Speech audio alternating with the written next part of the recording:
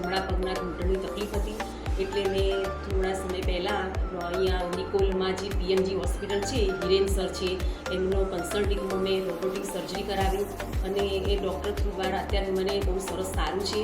15 દિવસ પછી ડૉક્ટરે પણ મને કહ્યું હતું કે પટ્ટી ખોલ્યા આપણે તમે રૂટીન કામ કરી શકો છો, અને એના પછી અત્યારે મને સારું છે. એ ટીમનો સારો સપોર્ટ પણ મળ્યો અને અત્યારે એના કારણે અત્યારે હું રૂટીન કામ પણ કરી શકું છું, રસોઈ પણ બનાવી શકું છું અને અત્યારે નીચે પલાઠી વાળીને પણ બેસી શકું છું. બિલકુલ એકદમ ઓલ રાઇટ છે.